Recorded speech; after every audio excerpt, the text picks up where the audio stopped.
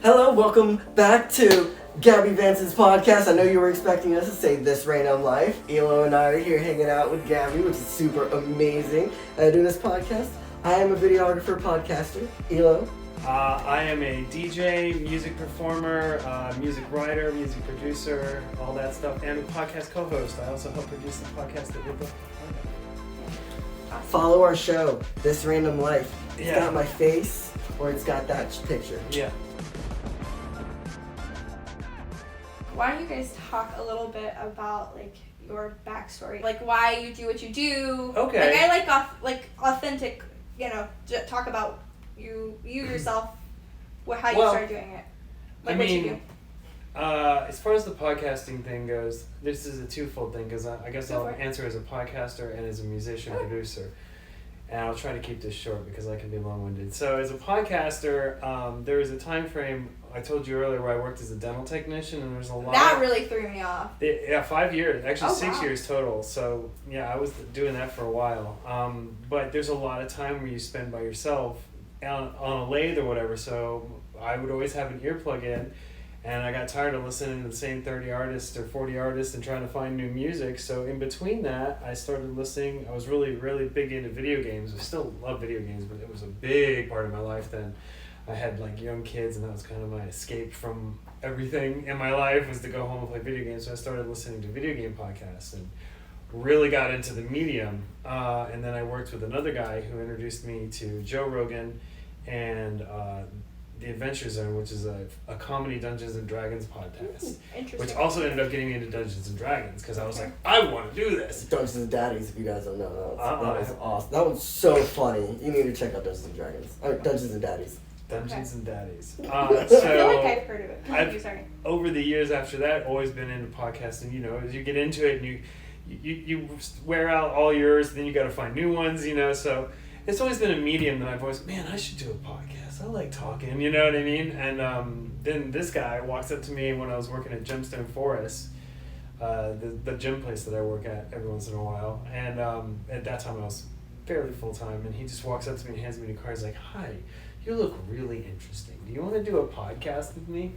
And he came over a day or two later, and that first podcast was complete garbage. Nobody's ever seen it because it was just us being super excited at each other. But it started this friendship, and we've just kind of been trucking ever since, at least on my side of the podcasting. Now, as far as the music goes, I've been playing music since I was 14. Okay. And I've always had a love for music. What'd you play specifically? I started, I'll get to that. Okay. So, when I was a young kid, I rode around. I had a really weird childhood for 3 to 5.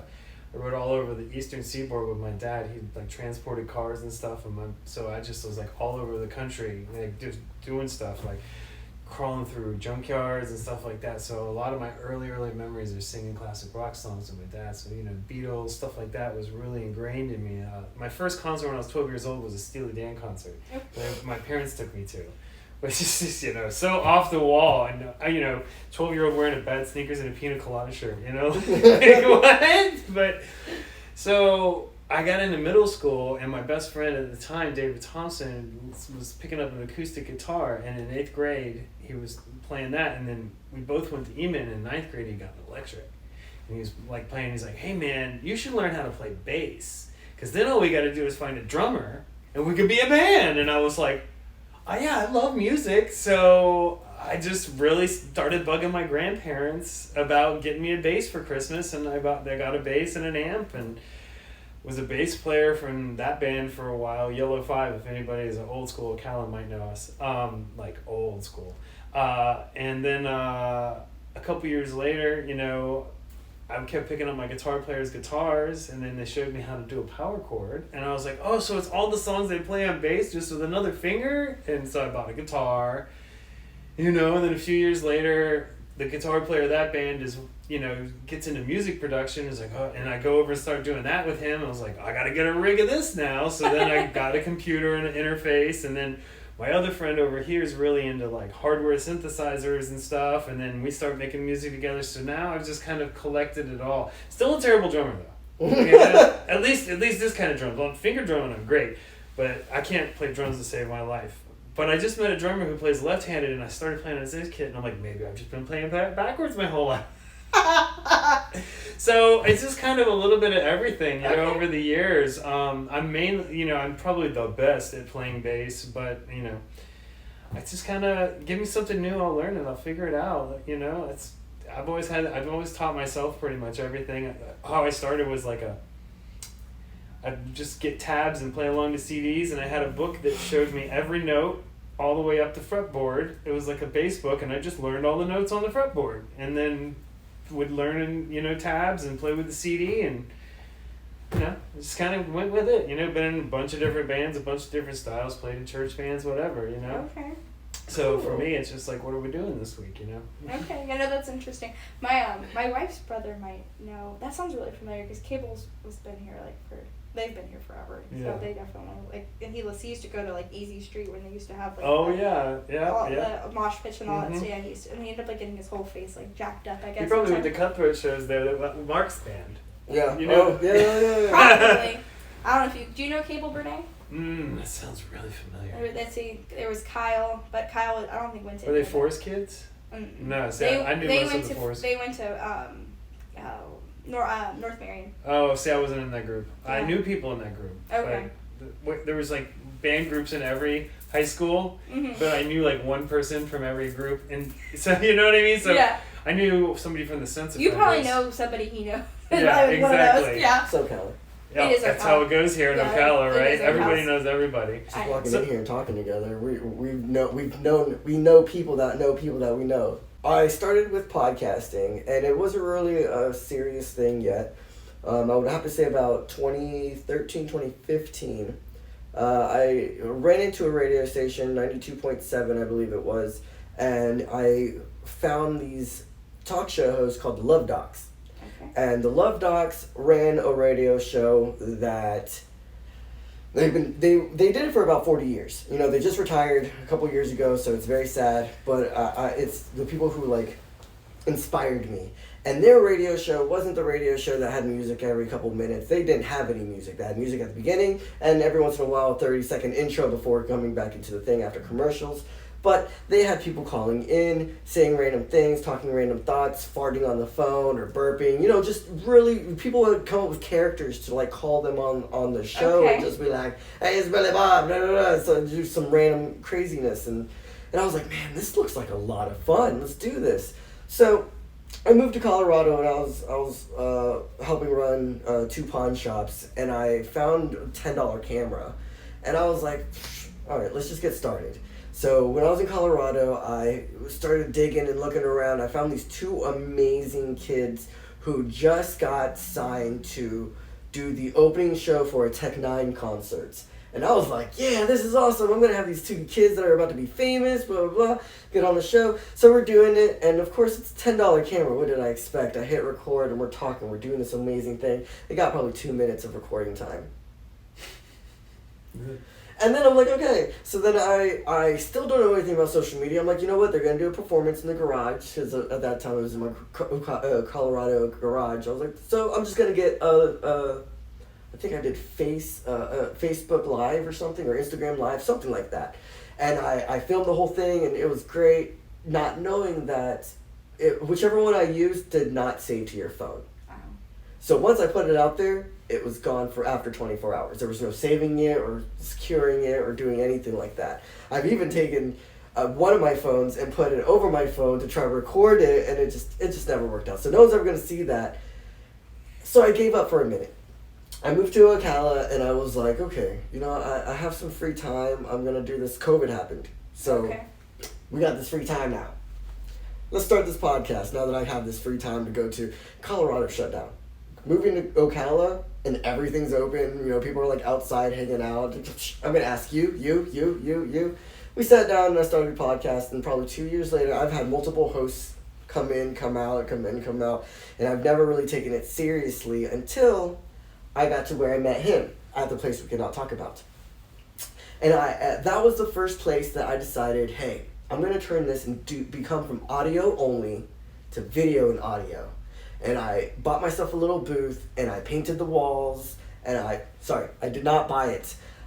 I painted the walls. I had furniture donated from different companies, and I created a stage, just kind of like this, but a little smaller, green screen, a black and white board, and blah, blah, blah, blah, blah, blah. Some things happened, and I got left from the place. So then we get to my house. Now everyone's expecting live shows, live audio. We can't go backwards. Once we move forward, we cannot go backwards. Unless it's to move forward again, then I totally understand. But we cannot go backwards. So then we started this stage set. He became my right-hand man on audio and co-hosting. Yeah, because I was like, man, When was this? More recently? July. 5 months ago. 5 months ago. Yeah, this is ago. when it all started, because I was working at the place, and then, he was like, okay, it's like, well, we can't be here anymore, so let's do it at your house, okay? No problem. I'm like, well, I'll bring the computer, and we'll just make it happen. I think with the gear, we can have 3 mics. We started, we only had 3 mics. Yep. And then we got a mixer, and this, and that, and you know how it goes, so... And then we've gone through a lot of different permutations, because it's just like, I'll let you finish. Yeah, a lot of failing forwards. A lot of things. We had whole performances we lost.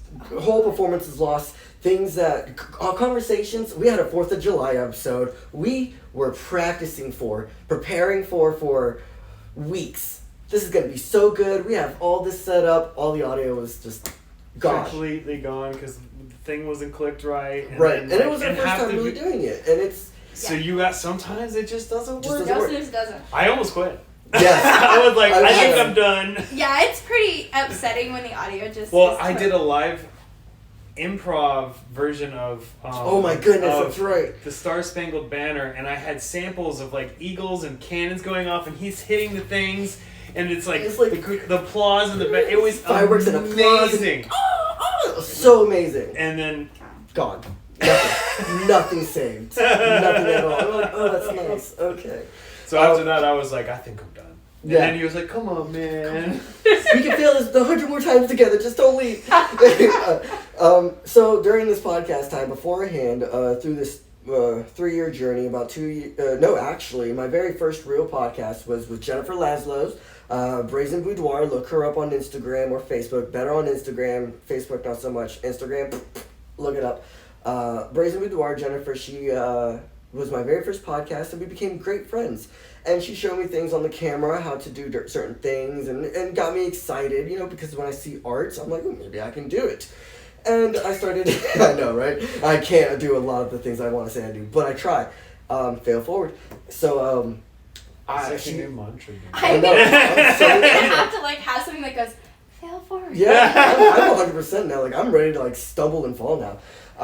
It was very inspiring. It is. You should watch it because it was a good one. I the whole time she was talking to the camera, but I've been going through some rough times, and I'm like, I felt like you were just saying that everything that you were saying out to the camera should have just been pointed at me. So Jennifer Laszlo got me into videography, and was like, you kind of have this look. I started doing little things, little behind the scene videos, and then just certain things.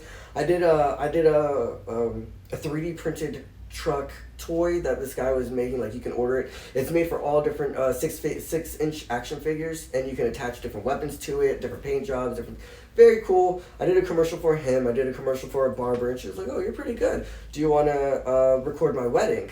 And I was like, it's gonna suck. And she was like, I don't care. Come do it. I did it, and I realized, wow, I really enjoy this. And then everyone was like, oh, you're pretty good at this. And now it's just something that I'm really trying to really dig deeper into, is the videography world. I mean, there's photography involved in it, but I don't find myself as a photographer at all. If you're a photographer and you want to teach me some things, please teach me. But really, videography, I really enjoy. I can't stand lovey things. I mean, I can, but I can't. Because while I'm filming, I'm crying. While I'm editing, I am crying. What's your sign? I'm a Pisces. Oh, me too. Oh, look at it. Yay. That's But what I it is. don't cry a lot. I have a lot of fire in my chart, Okay. so I'm a weird Pisces. What are you? I'm an Aquarius. Okay. Yeah, Oh. that is not surprising whatsoever. I'm an Aquarius with a Sagittarius moon, though, which is Okay. battling itself constantly, and boy, do I feel it. Yeah, I'm a Pisces. I really realized this when we were at the fair, or at Oddities Market. I was working at this tent in the medium there, Oracle Alley, and Every she third was Friday like, of "Are the you month." okay? are you all right? That's a tough one. And I was like, yeah, not so much all the time, but I work really hard to be. It was funny. But I do have a lot of Aquarius tendencies. I do kind of look like your average Aquarius, I guess. I mean, most Aquariuses tend to be that, I don't know what you would call They're them. eclectic. Yeah, so Yeah, they're all different. I have not met one Aquarius that is the same. Like, well, my email address is eclectic musician, so. Look at that. Yeah, you nailed it. But I haven't met one though. Seriously, that's like the same. Like I can't put like a point on like an Aquarius because they're all so different. They're all like quirky and eccentric, but they are all very different. And it depends on if you're a January Aquarius or if you're yeah, that makes a huge difference. Mm-hmm. Or if it's more of a cusper towards the Pisces, it makes a difference too. Yeah, no, it's huge. They tend to take on those qualities. Yeah. Aquariuses. We love Aquarius. What's your big Aquarius. three? Huh? What's your big three? What's my big three? What do you mean big three? So like I'm a Pisces with an Aries moon, and then I'm a Sagittarius like rising. You'd have no idea. I'm a Pisces. I was born on a day with no moon. We'll have to look that up later. You know that thing, there was a trend going on where they put the two moons together of your lovers? I was like, I don't even know what my moon looks like, and I don't have a moon on the day I was born. February 25th, 1990. Okay. We have to look. We have to know birth time and place, and that's how we. Oh well, birth time I couldn't tell you. I mean, I don't even know if I was actually born on that day.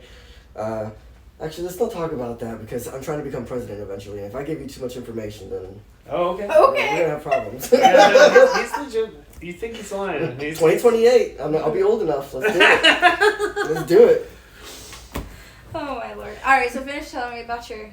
So then Jennifer had me do that, and then we just did the Skyrim wedding, which was we're gonna our do. first big as a duo, and that was a lot of challenges because it was in the middle of a field. Yes, no we were at power. Shalom Park, no power, no nothing, but we did it. We had music, a DJ. We brought a generator. We were it. about 300 feet of clear. Took the generator in the woods. You could not hear it. They tried to give us shit. So because we pulled up and we had the generator and the gas, and then we're walking up with the big speakers, and then there's somebody from the park there. I'm like, I bet you they're talking about the generator. And then I hear them talking, well, we're going to have to ask the boss about it. And you could just tell this woman wanted to bust somebody. She was so angry. And the guy was like, it's okay. It's fine. It's not a big deal. Put it somewhere safe away from the walkway. Yeah, and we're like, yeah, of course. We're literally getting stuff out of the car. It ended up being fine. It was a really cool wedding. Hot wedding. But a cool Very wedding. hot wedding. Okay. Very hot wedding. You can also see some of those pictures I just posted today on Facebook. Awesome. Actually, no, I didn't. But you can look at my Facebook and see them because I just gave them to the bride and groom. I still have about 170 videos to edit and go through for their wedding video, but that will be done about the end of this week. So yeah, we just that's where we're at now. We're kind of just trying to figure out. We kind of, recentering for the new year, right?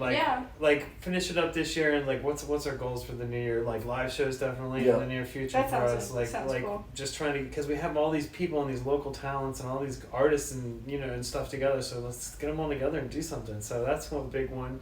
Yep. Getting more into the wedding and the videography. I mean, those are really the big goals. And events. I would really like to, it's not really like in the forefront, it's more like in the background right now. I would like to start creating and hosting events. Okay. I would really love to do that. I'm not ready for it yet. We want to do work a few more events, but when we did this wedding, and this was kind of an above and beyond thing, but we were really helping with the setup and this and that. And we sat down afterwards, and we like hour and a half on the back porch just talking to each other. And he's just scribbling stuff down. We still haven't really looked through that notebook to see all the gold that's in it. It's just like pure stream of consciousness about what worked at this event, what didn't work at this event.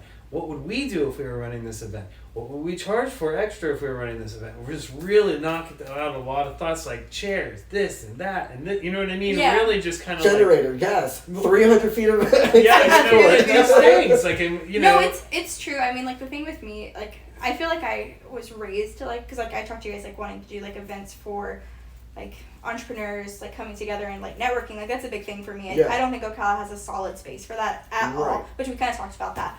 Yeah, like we have the oddities mark, but why don't we have an event where we have a bunch of entrepreneurs getting together to talk about to actually be talking, and that's my whole thing is educating each other. Yes, and like the thing they have like the girls' night, which I find like a lot of like more eclectic, more not typical Ocalians go to, even though it's branded very Ocala, and I did not realize how like when they I've had a couple of them here. I went into there, I was crazy. I've never felt so much more estrogen in my life. I was like, wow, there's a lot of women here. It was wild, dude. It gets packed. It does. You know, she said Ocalians. Yeah. Oh, see, so is that a So thing? it's a thing. It's a thing. Oh yeah, 100%. Okay. Because I made it up when we were at 8th Avenue He's like, is that a thing? I was like, it's a thing. Okay, Ocalians. Ocalians. It's Love it. my wife calls herself an Ocalian. So all right, cool. So an it's a thing. Ocalian's actually calling themselves Ocalian. I'm okay with saying Ocalian. Yeah, Dariel's Now, if we been. can always just get people She's calling like, themselves Beardos. That's right.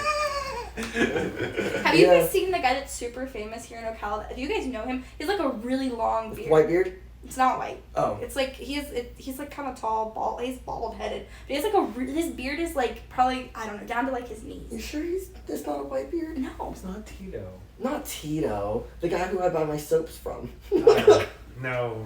I don't think so. But I've like seen it. He's just like a really long beard. He's like super famous on Instagram for his long beard. When I was in jail, I met the guy who ran the truck into the Queen of Peace and blew it up. Oh. That was an interesting bit. Yeah. Oh, he was a character. Yeah, there's Okay. I've met so many famous. He was still in there. From 3 years later, he was still in there.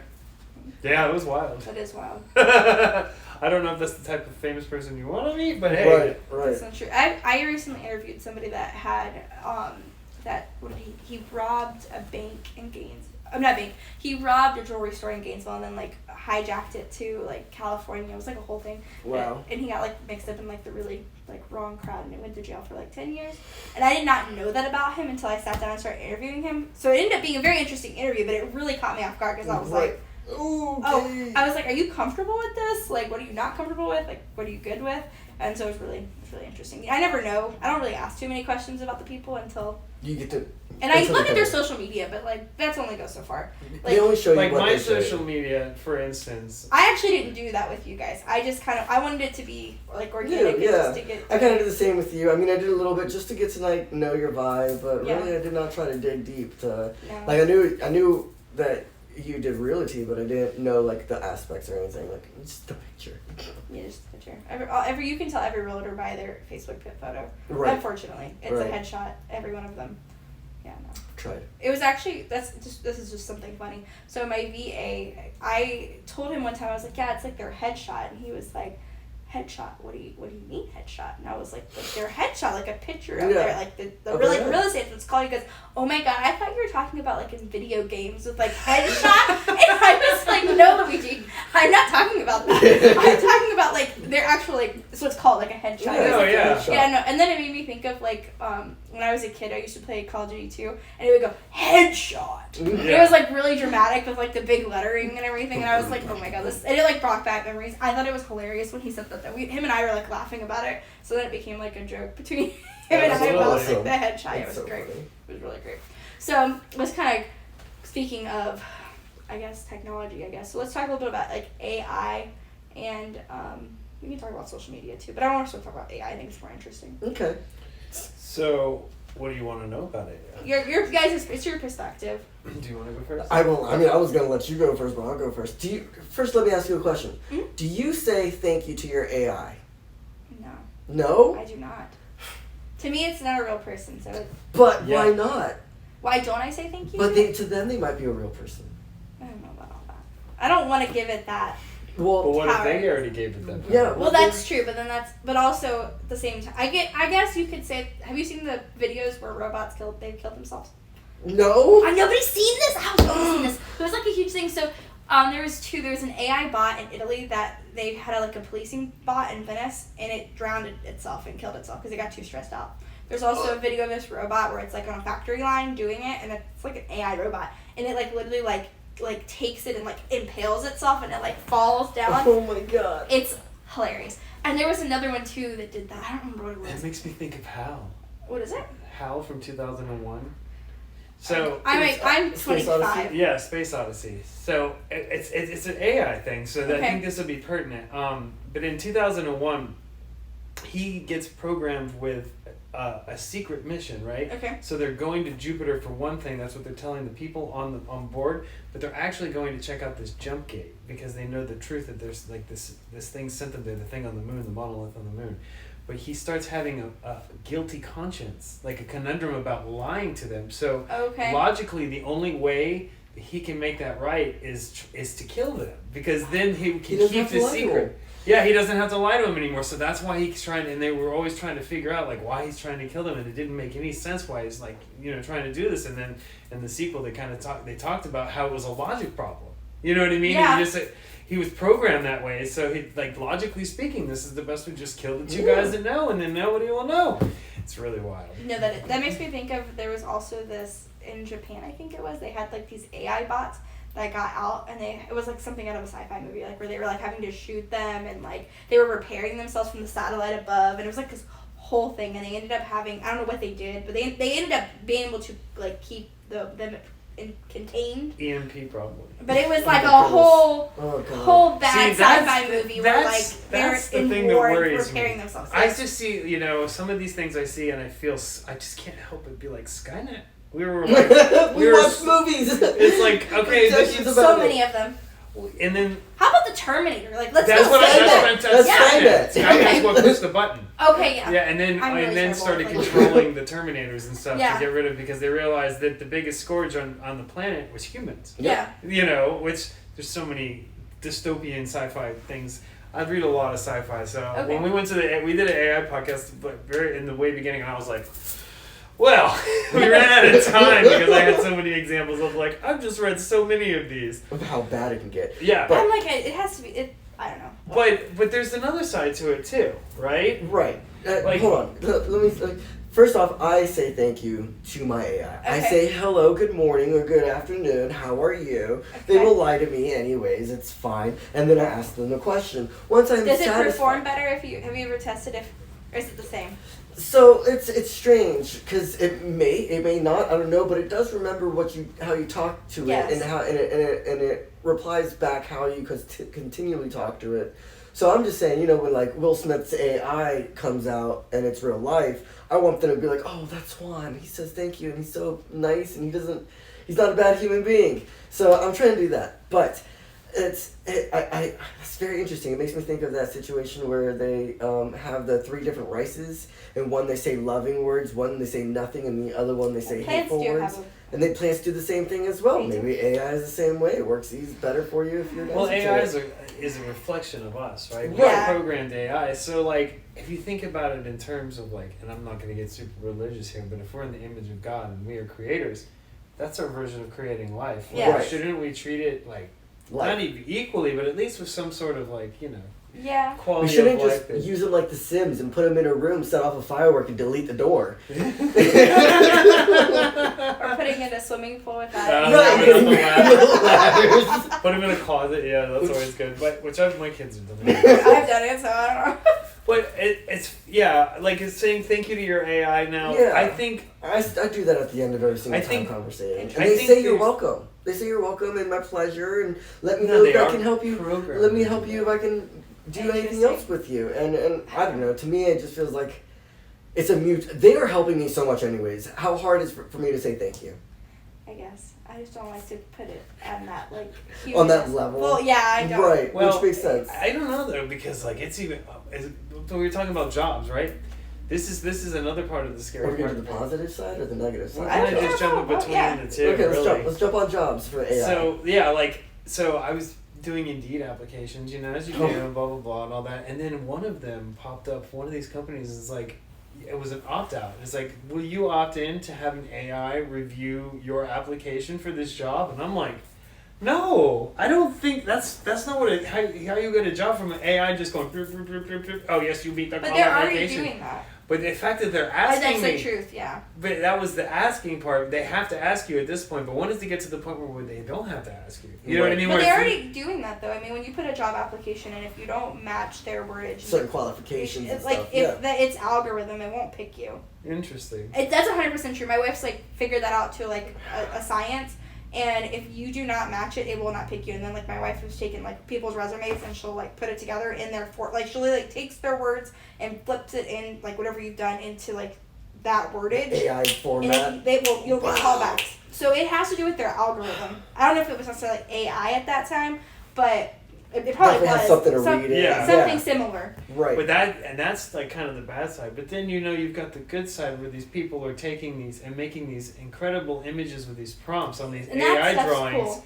And like my buddy does it, and he'll do that. He's really into like layering layers of different. So he'll take like a real picture and then an AI picture, and then he'll like put them over top of each other with a filter. You know what I mean? And really making these multi-layered, like kind of almost mixed media pieces, really, by using AI images. You know what I mean? And I think there's a lot to be said. And the best AI art takes really good prompts. It doesn't do it without the prompt. Right. You know what I mean? You have to sit there and tweak how you say it multiple times until it gets it exactly how you want it.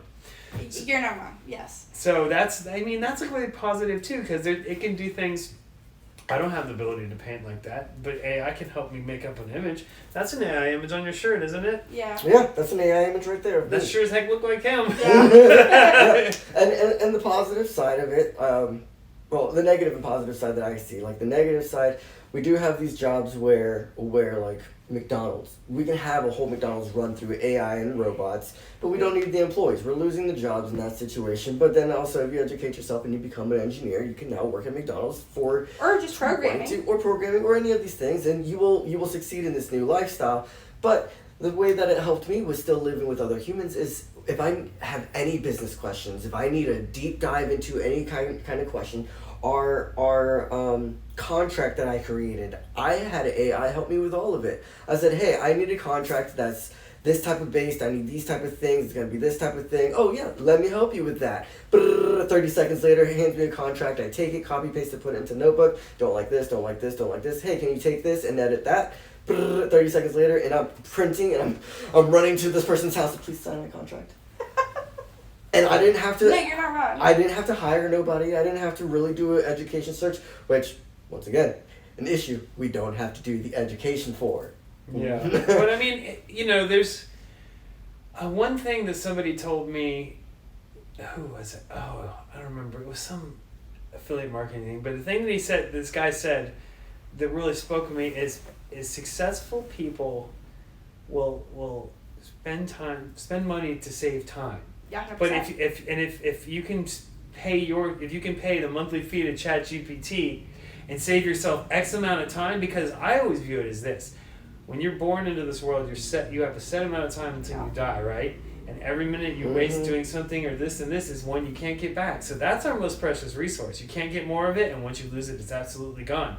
So to me, whatever can help me save some time in the long run and give me a little bit more time for myself, or for X, because this is 2023. Everybody's got their fingers in multiple pies now, which is kind of part of the thing with social media too. Like, just to jump into that a little bit, like me as a performer now, I can't just be the DJ. I can't just be the performer. I also have to get good reels. I have to think about this. I have to think about my social media image. I have to talk to other people on social media and interact with other people on social media to get myself up in the algorithm. Like, you have to be a multifaceted demon, in the modern age to really make it somewhere. Which it's a little bit, what's the word I'm looking for? Exhausting and overwhelming sometimes. And but kind of depressing sometimes. It is a little bit, because it's like I have to put this. Like we were talking about social media. You look on any of my social medias.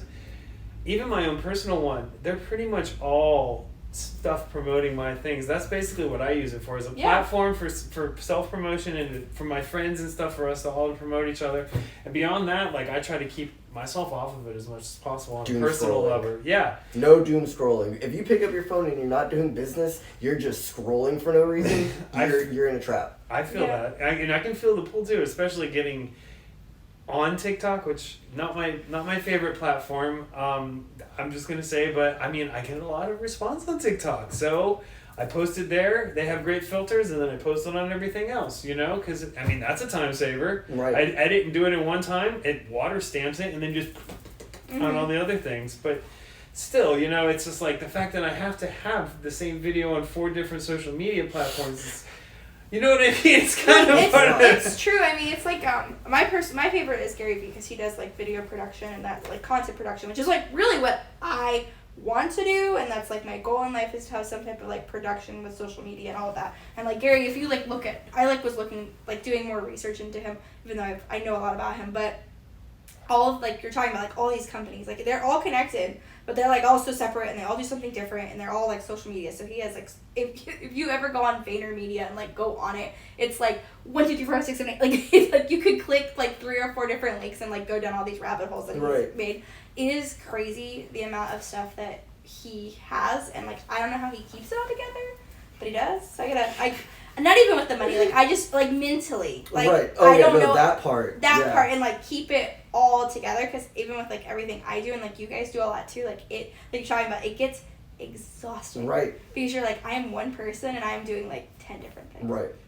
Well, because every time posting, somebody likes editing your video over on this one, you gotta respond to that one, and then you gotta make sure you respond to this one, and then all the people that are liking you on this one, you gotta wave back to them, and you know what I mean? There's just like a lot of that. It is. And like, what is it?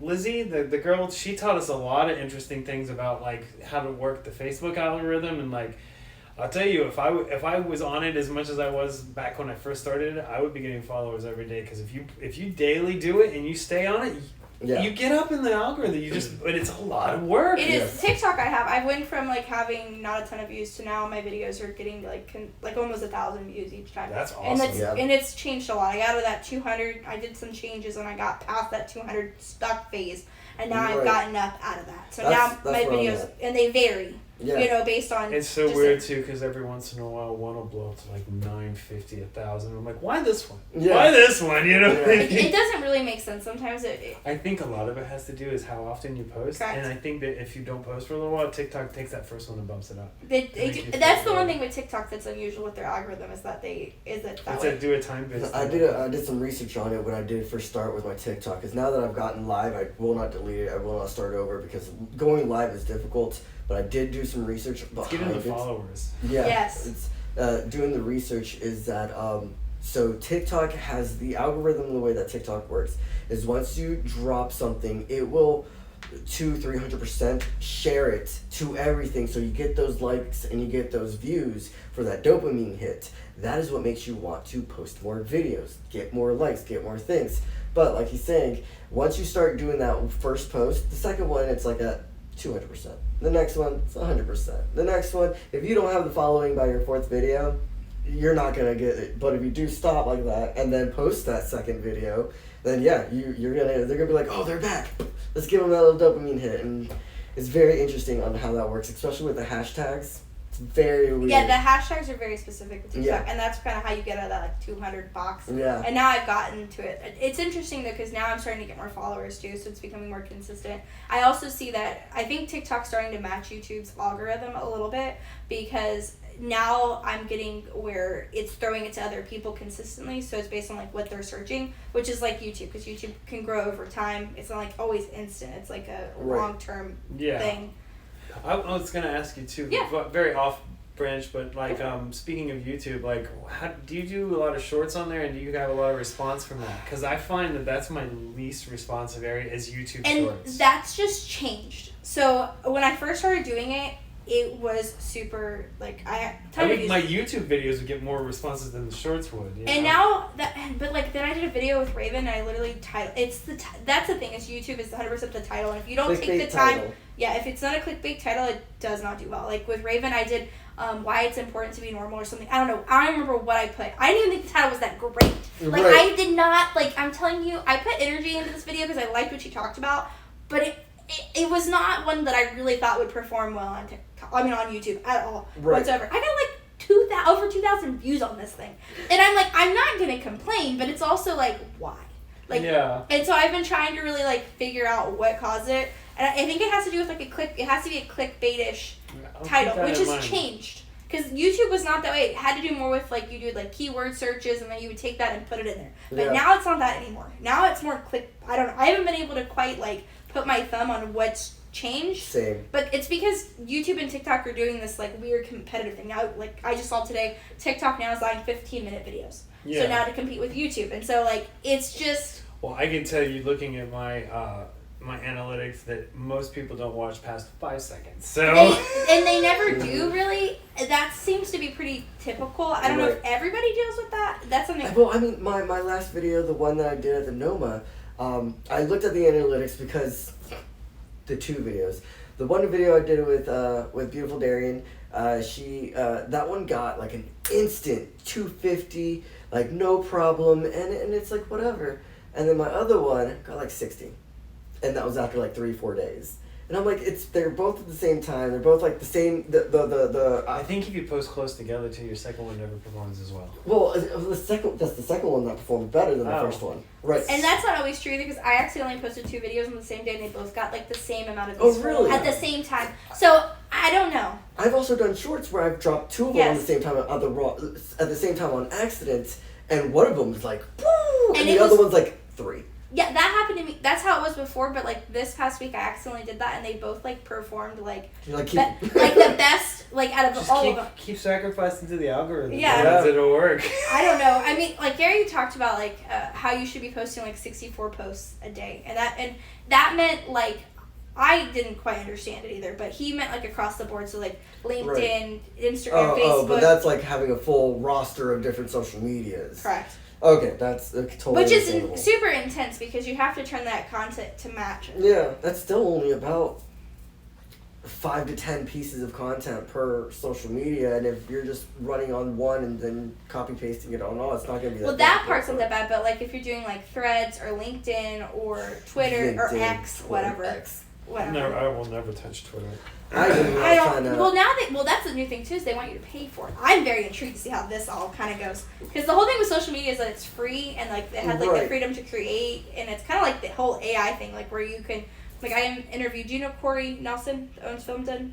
I do. I actually am supposed to be reaching out to him to do a podcast eventually, but yeah, he was audited. He was at Oddities, and I believe he knows Matt Gray. Yeah. Raven actually introduced me to him. Yeah, they're friends. Yeah.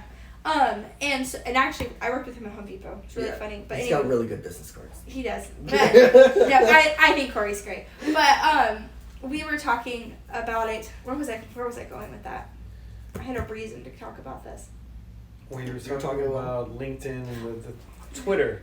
You were on Twitter. Well, he was talking about like how you can like make movies, and because that's his thing, is like to make a movie, like that's his whole thing. Right. So we were talking about how easy it is, and AI, and like just the way everything is going. Like anybody can make a movie, right? Which I think is great. Like I think anybody should. Why are only Hollywood doing it? Like why not anybody be able to do something like that? YouTube has already kind of been that way with like they've been doing documentaries basically on YouTube. Have the technology to do it. To really actually do it, like to make it look more professional in the way that we would envision it to be. Right. So we were talking about that, and so to me, they're trying to make, because of that, they're trying to make social media whatever as the new television, because it kind of has become. It's going to be the new. That's exactly. When we get to the whole topic on where podcasts are going to be, it's going to be the new television. Social media is the new television.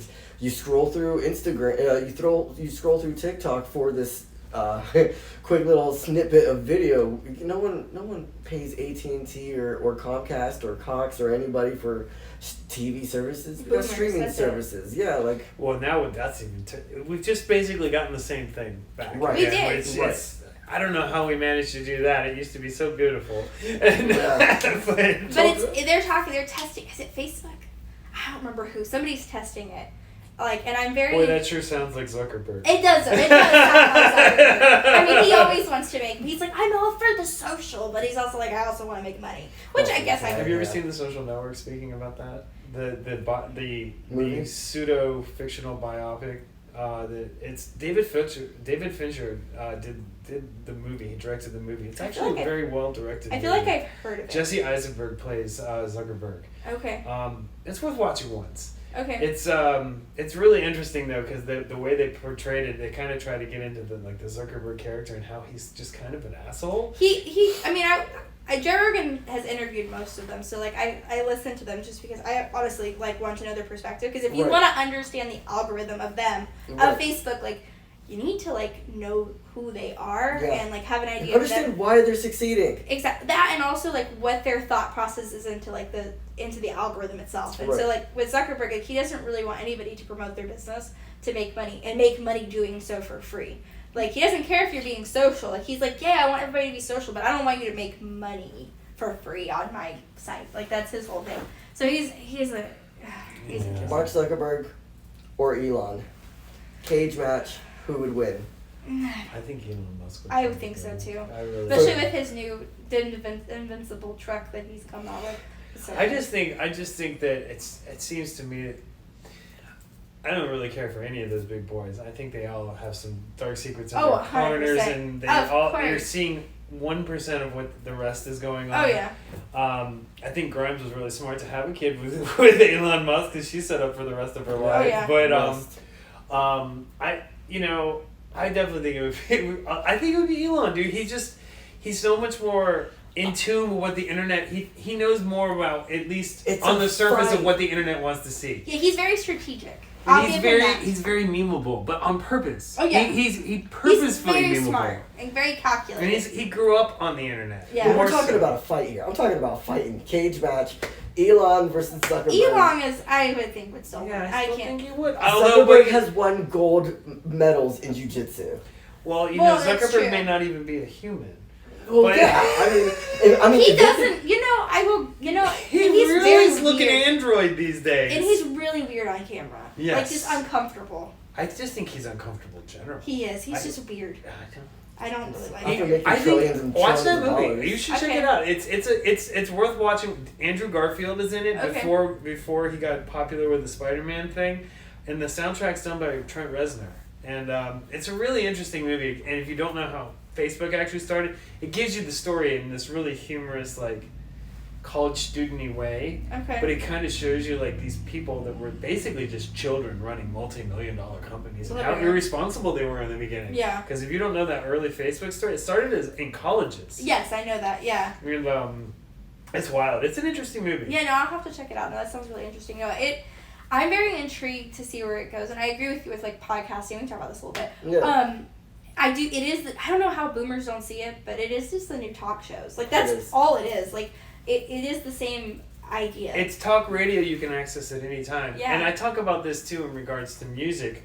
I think podcasts have killed talk radio the way that iTunes have killed the album and the modern music industry. Because it wasn't the downloading of the music and all that. What really killed it is when iTunes took away the sacredness of the album, right? Yes. So now you can just buy the songs you like.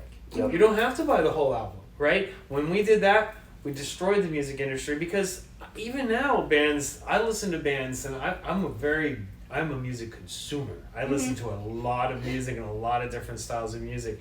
And unless it's somebody I'm really into, sometimes I'll only listen to a couple songs or I'll fall out of an album so fast because there's so much stuff happening. But most of these bands will release half of their album before the album comes out as singles to get the hype up for the album because they know A, the internet forgets everything in 2 weeks, and B, they're probably going to get more hype and stuff from the singles and end up making all their money on tour and on their merch anyway. You know what I mean? Because nobody makes money in the music industry anymore, which kind of bums me out as a music person. But I also have other avenues, you know what I mean? I'm taking being a content creator and all that. But. Right, you can. With podcasts and how they're becoming the new way to listen to stuff, a lot of the problems that TV has right now is that they don't... they have 7 minutes of talking and then we got 3 minutes of commercial. 7 minutes of talking and 3 minutes of commercial. And 7 minutes of... And we do this. You can't really have a full conversation. We can get started, but if we listen to the first 7 minutes of this podcast, you would get to know a little bit about us, and that's it. Yeah. That'd be it. It's funny you mention that too, because how many times have you watched late night talk shows and they're really getting into it? It's like, we're going to have a commercial break right now. And the guys, they just kind of, and then they come back and they're completely out of the flow and it's not even the same feel. You know what I mean? So that's a valid point. And it's really changing the way because, you can see with TV today, you can see that there's organizations and companies who buy this screen time, this TV time, and it was also now we have to have this programming created for this to make these people happy because they pay for these commercials in between our show.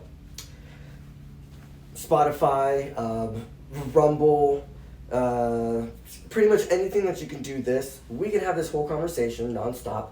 No one's going to interrupt us. No one's going to stop us. If you pay for his premium Spotify. But even then, I mean, if start your own podcast and you get it for free.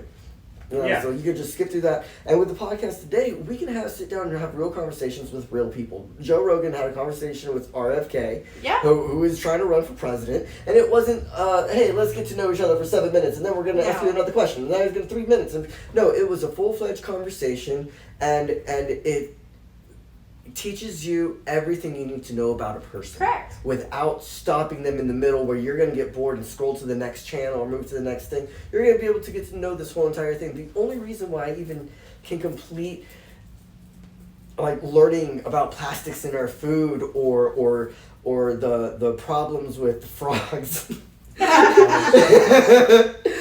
see that there is some truth behind that. You know, like it's because of these full, long length conversations that we're allowed to listen to now without it being stopped every 7 minutes. I know he's not the forerunner in it because podcasting's been around for a very long time, but we all kind of looked at Joe Rogan as like the shining example of what a podcast should be, which his format doesn't work all the time. No, it doesn't. You know, it's like most people, I mean, average people, when we had really long ones that had really great stuff in the middle, but people wouldn't make it to the middle because, you know, there's that quick time. Mm-hmm. People listen to Joe Rogan because he's, you know, in the phrase and he just... But sometimes I don't finish it. No, I mean... It'll take me 3-4 days to finish one episode. If I really want... I think except for him, it's the guests he has on. He gets I sat and watched the entire Chuck Palahniuk one because that's one of my favorite authors, and he was phenomenal on that show. Yes. Yeah. Have you ever seen that one? No, I don't think so. I might have. I like all the food ones because I'm a dietetics major originally, so I love food and I love the food production too because that's what I wanted to do. That was my main. That's what I wanted. That's why I went to school and did what I did, and I wanted to be in food production. I grew up on a farm, so I like all of that stuff, and so he had Will Harris, which owns we talked about that a little bit, the regenerative farming. Mm-hmm. We went to White Oak. We're actually I did. We just went there when we went to Providence Canyon for Thanksgiving. So we went there. It was really cool. We got to meet him actually. He was there. It was super interesting guy. Yeah. I love his talk. I love the way he talks. I know, that's our regenerative farm. And he's real slow and southern like. But that also goes back to what you're talking about, we're to have those genuine conversations, and that's why Joe Rogan had him on to begin with, right? Because there was the news, and they were 7, you got to talk fast, and Will has and he talks that slow in person, he's that's that's just how he is, and so he's very monotone, and he's very easy to listen to, just because you can take the time to understand him, I guess, but. I mean, that's the thing with podcasting that's, I think it's nice, is that you can have actual conversations. Yeah. It's just whether or not people actually want to listen to it. It's okay. A lot of people like to listen. A lot of people really don't care. But the people who listen always gain something. The people who don't are always missing out. And, I mean, I have people, not so much now that I'm not working at that other place we won't mention, but I have, I saw that podcast you guys were on, blah, blah, blah. And, like you said, you saw today that we were on a podcast. There are people that see it and people that watch it, and people, as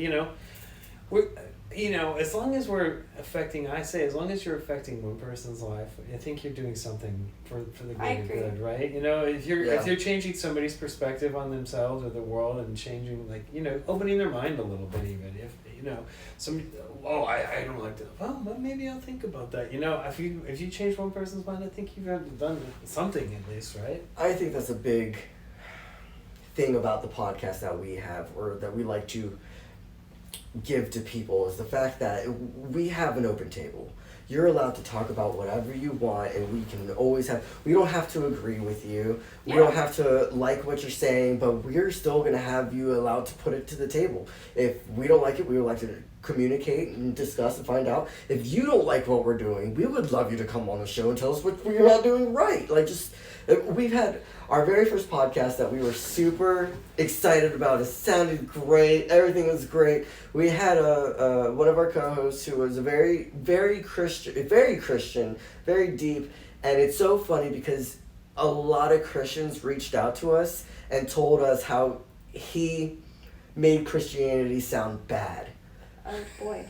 But that's not really hard to do in today's world. But anyway, I'm not going to go there. But but that wasn't even the case. It was just the very little that they listened to, and not listen to the whole conversation. Because once we sat down, we were like, "Why?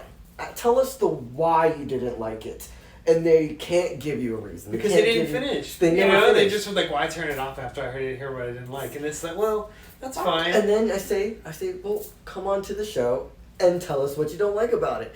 And those people always be the ones that are like, no. Yeah, no. I love those conversations. I think it would be interesting to have some type of podcast where you, like, I mean, they could already have those, but I don't know if I always like the way that they're orchestrated, like with, like, the group of people, and they, like, I don't know if the debate podcast type deal? Kind of, but I feel like it'd be more like a round table for me, and more of, like, a certain topic. Less, like, asking, like, a question, like, I don't know, like, I'll go with, like, all white people experience white privilege, you know, like, and then they have, like, the group of, like, white people and black. You know what I'm talking about? The double-sided side, yes. And then you can pick on which side you want to talk about. And they usually have people in the middle. I just don't always know if I love the way that it's done.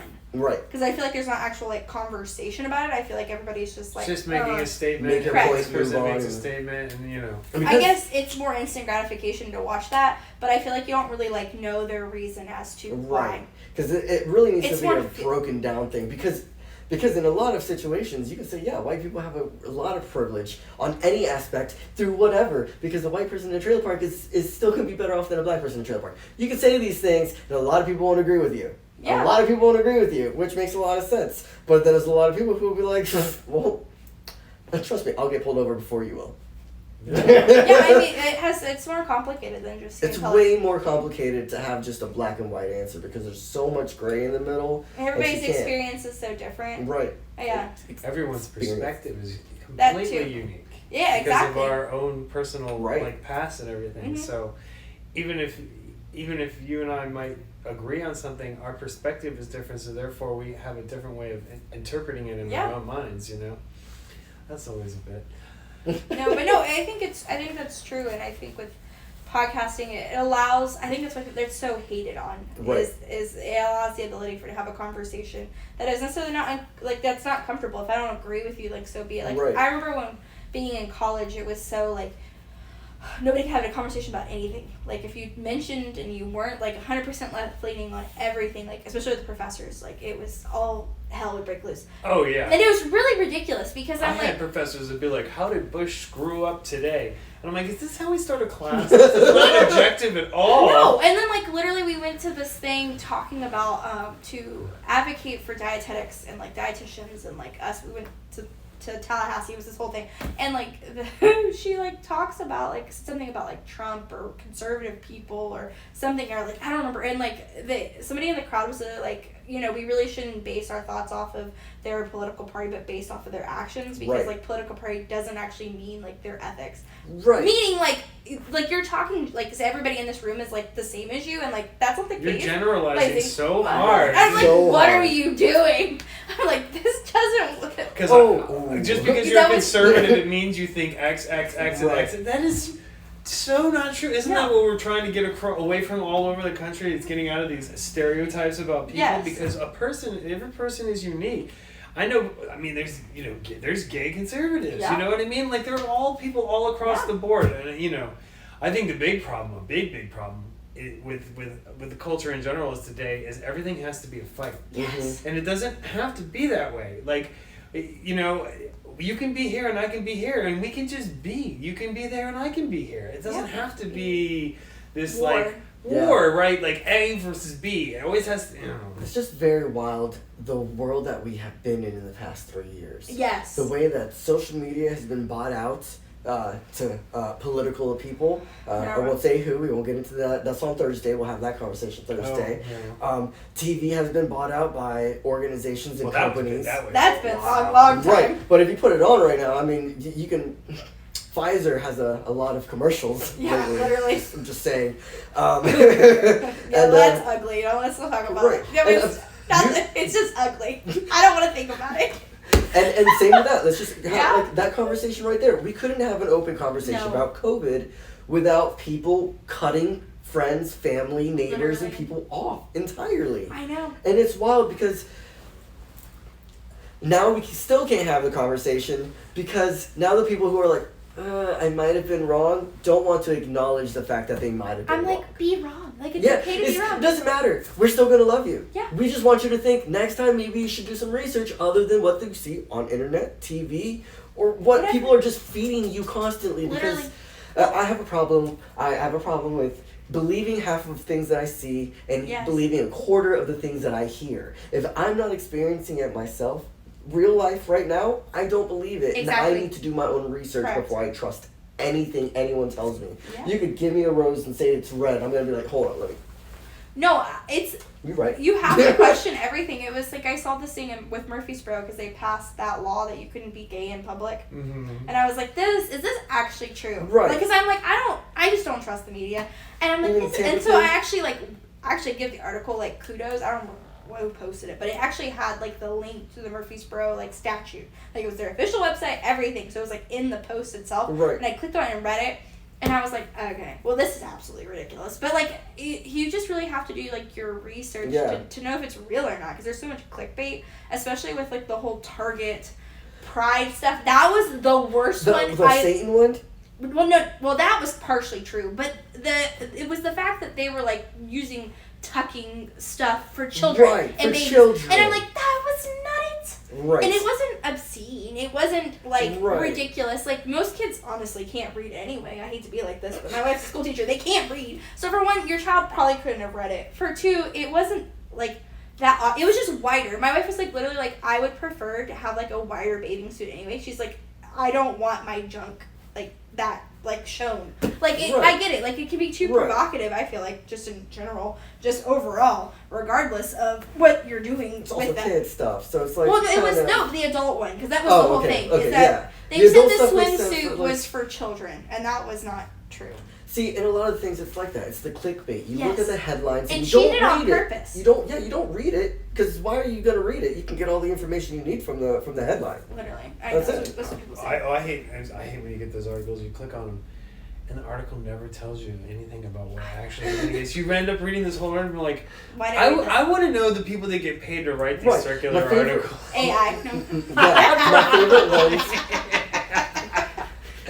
My favorite ones are when they have like the people who fact checkers. Oh yeah. They oh my have God. fact checkers, and they were still be like this is false. You can't believe this. Agree to everything you were just like looking into it. Be like, but you know, it wasn't on October 7th. It was on October 8th. So this is false. And I'm like, no, but everything else is true. Like, so this is what you're doing. You're just gonna read the headline, say this is false. You're like, oh well, it says it's false. Why am I gonna look into it? Yeah. It's so It ridiculous. is true. It's just something's not right about the article. No, I know. I get it. It's ridiculous. And also, I mean, for me personally, like, to talk about, like, the whole Target thing, like, my cousin went on this whole rampage on, like, the gays are coming for my child. Right. And I'm like, my question is, have you been to a drag show? Question number one. Question number two, have you actually went to Target and actually, like, looked at it yourself? The only thing that I could have seen that nobody made an issue of this was the book. Like, if there was, like, it was not a kid's coloring book, but I could see where kids would, like, it's a coloring book.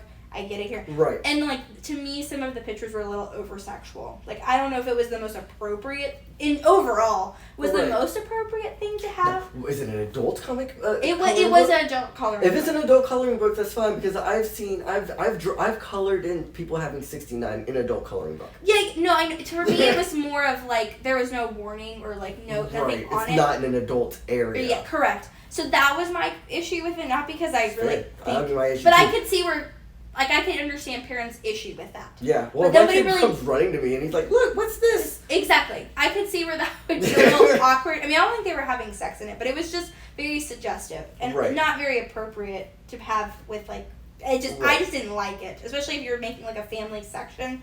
like, why put something so sexual there? Right. To me, that just didn't make sense. But outside of that, I didn't really think it was a big hoopla. That nobody made a big deal about the book. They mostly made a big deal about things that weren't even factual. To go back to that, I was like, this is so stupid. Like, y'all need to actually, like, go... And like, can we talk about, like, the vibrator names? Like, those are absolutely ridiculous. Have you looked at them? No, like, I haven't. I did. During this time frame, we were in the vitamin aisle looking at something, and it just happened to be, like, right next to it in the Villages and Walmart. Yeah. Oh, yeah, literally. Or, like, right, like, it's vitamins and then all of that. And I was, like, looking at them, because I don't ever...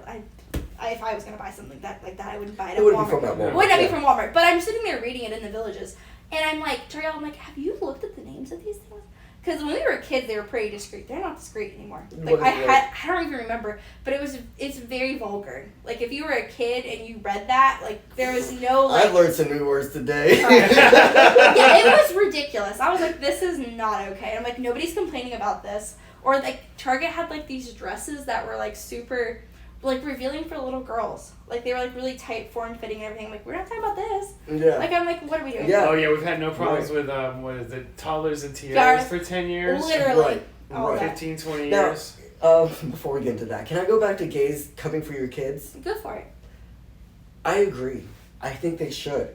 Not in the way that these right-wing conspiracy theories are going for it, but I was having this conversation with one of my friends earlier today, that there's a lot of gay, trans, les, whatever you want to be, kids out there that don't have a figure to teach them to be appropriate in front of a society, to put your makeup on and make you look pretty. There's a lot of people who are just like at home doing this by themselves. They don't have someone to like put them under their wing and be like you want to be in this society, you want to be in this world. You know, there's a certain type of way that you can be without giving people a reason to look at you and then be like, that's a stipulation. That's the thing that I don't like them because of like that. No, you should be able to walk into a store and be like, wow, that boy's wearing makeup. That makeup is fire. Mm-hmm. Instead of walking in and looking like you woke up off of a 3-day meth binge and you're putting on your makeup all weird and coming in and you look like a mess. You're not wrong, but there's also no one teaching them. See, and I'm going to interject here because I have a trans son. He's 11, and he gets a lot of flack for it. I'm sure. And I hate to say it, even in my own house, because my parents don't acknowledge it. Okay. My dad doesn't at all.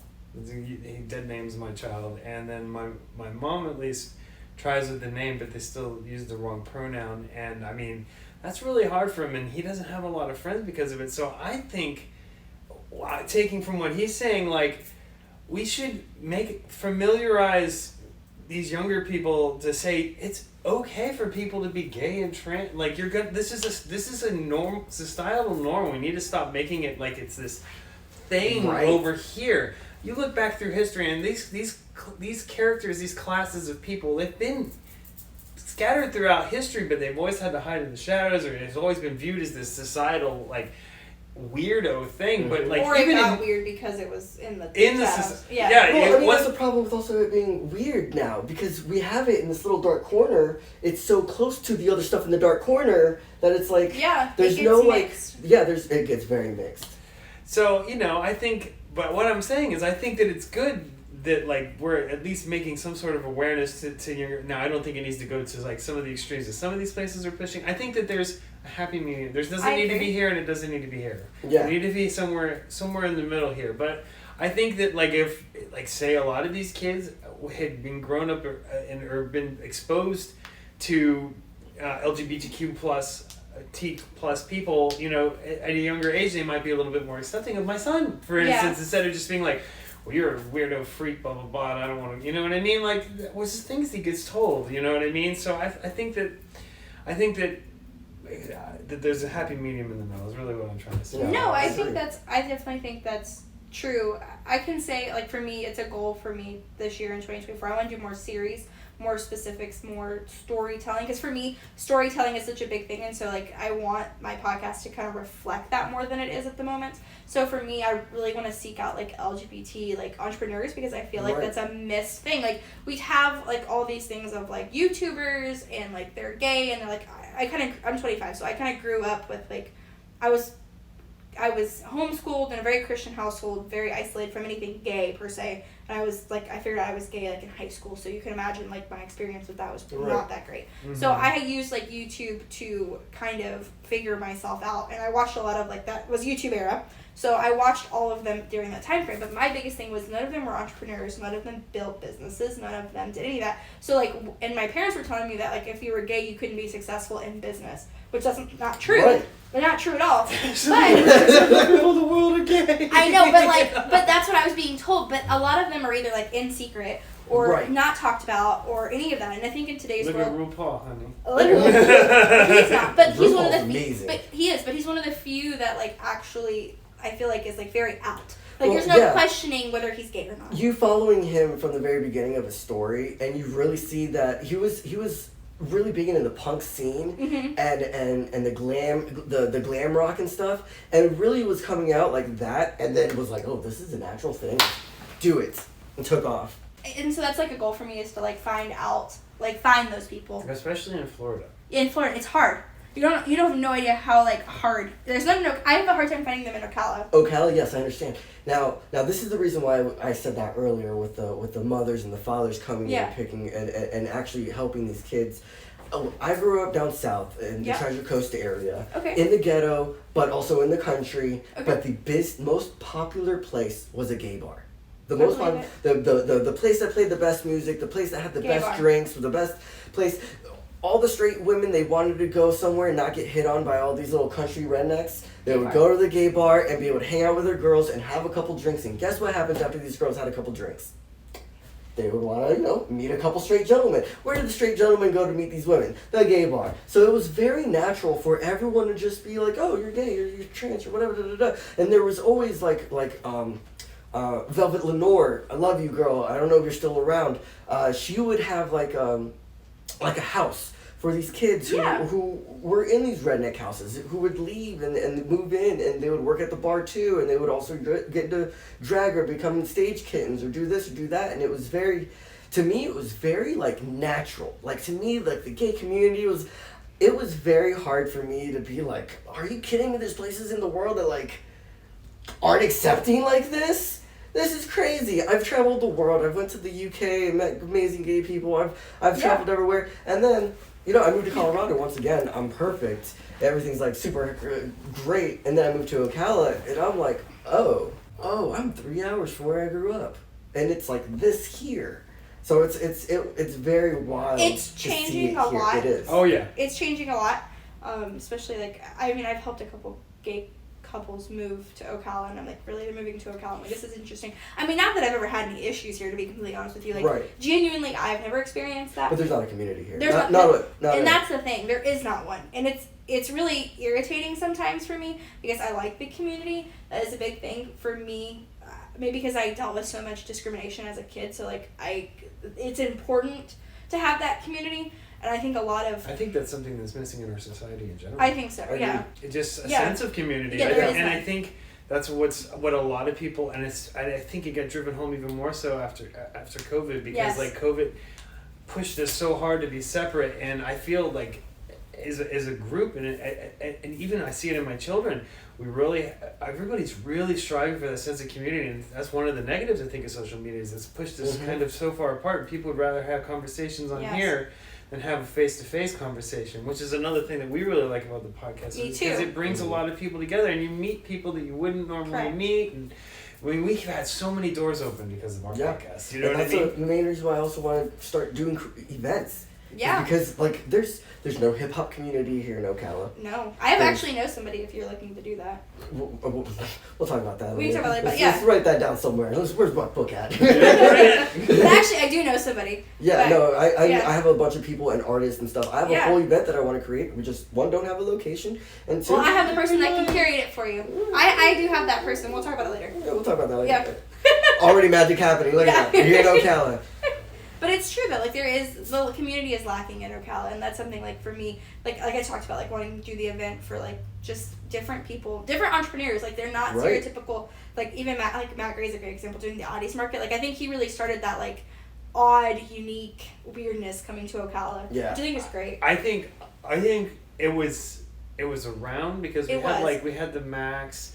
And we had Noma's not necessarily on the weird side, and I mean even 8th Ave Gallery, which is a total abstract gallery, and I don't know if you've been there. It's freaking awesome. Yeah. When is the show starting? The second and third. Our goal in 2024 is to go do more of to go to more of this stuff. It's just that this year was such like a clusterfuck, honestly, for me, that I just didn't have time to. Right. I think I was figuring myself out because I worked with my mom before this. Okay. So then I did the podcast with my mom, and we did like a whole thing with it's very interesting. Cool. I think we're gonna work together come this year, and I'm excited because I have I spent 2 years curating like this whole podcast idea, Okay. and I don't think we did it right because I was so new to podcasting, and I didn't know what I was doing. I know what to do now. Yeah. But so I'm kind of excited for that, but. It was just this year was just figuring myself out and like what I wanted and what my goals were, and also like doing like the social media stuff was like a big transition for me. But it's a big step to actually do that, to go and be like okay, I'm not gonna now have all this extra work to do on top of podcasting. on top of selling real estate too, right, like right, and you're like okay, let's do it all does connect though. That's the beauty of it, and I struggled with that for a while. Like I'm sure you guys probably have dealt with that too. It's like, am I doing too many different things, or like do they all? It works itself out. You realize the things that aren't lasting kind of fizzle, and you know what I mean. Like if you just got to pay attention, and say okay, what is working, what's not working. We were talking with Matt Gray actually about that recently, and he's actually pulled back because he started too many pots, and he wasn't getting anything cooked. So sometimes you have to pull a few pots off, and maybe leave those ideas to the side to really hyper focus. Because if you're too scattered. You won't ever get you don't get any traction in any area. So that's something we learned too, because we were kind of jumping around. So doing like you said, I did that in the beginning. and we're too, trying to really like you said, we're really figuring out laser focusing what works for us, what doesn't work for us, what gets good response, what do we feel good about. Yeah, and that was my big thing too. Like talking about like doing more series, more stories, like changing it, like being more specific on how I like more curation, less just like free talking, which I love the free talking and I can still do that, but I want the goal. Well, boy, this is sure not curated. No, it's not. I didn't want it to be, and that was the point of all of it. That's mainly what our show really is. And coming into the new year, I really do want to laser focus on our things. I want it to be more educational and a lot more thought-provoking. Me too, a lot deeper, because we met this guy. I don't know if you met him, but I met him last Oddities Market every third Friday of the month.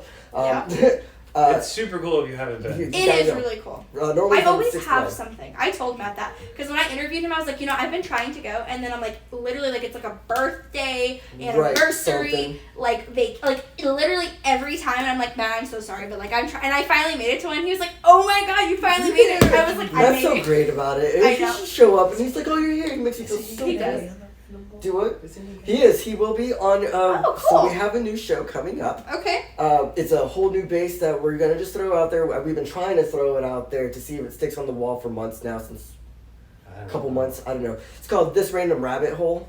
Okay. Where we just talk about conspiracy theories and just open to it. Because we've really, in the beginning we've really been rambly. So, and we've been kind of concising our podcast down. So we were like, but we really enjoy the talks that we have during that, because you're usually about an hour into a conversation when stuff really gets juicy, you know what I mean? Yeah. So we figure we'll just get it. This will be the time that we do that, where we just the unedited cut, like if it's 3 hours, it's 3 hours. Yep. If you want to watch it, you want to watch it. Because I mean, just to have that piece of content and get in there, just have fun with it.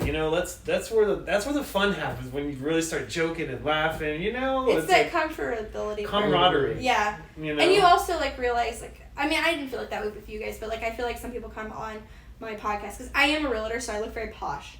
And like that's just it is like your with your shirt. I couldn't. No, I kind of did that purpose. I did this. I purposely. I curate my outfits based on who I'm interviewing. I'm very specific. I'm very particular. I have a specific like goal in mind how I want them to feel. And so like a lot of times like whoever I'm interviewing will be like, I really love your shirt, and I'm like, yes, I did. I did it right. Like I got it good.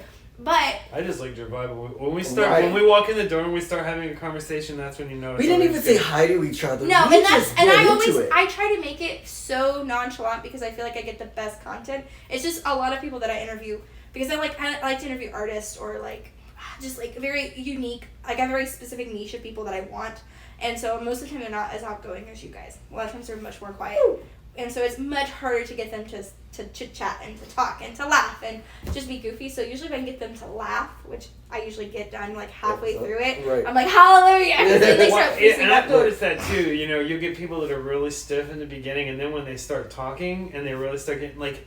What I find is you get people talking about themselves. Like, yes. You know what I mean? That's usually what I do. If you could turn the camera on them and, like you said, ask them a question that gets them thinking and moving. Mm-hmm. And I know sometimes you got to ask a few of those before you really find the one that gets them to click, Yep. Yeah, I know. It's true. It definitely is that art podcasting is. So at the end, let's wrap it up. What would you guys give some advice to people if they're looking to do what you guys do?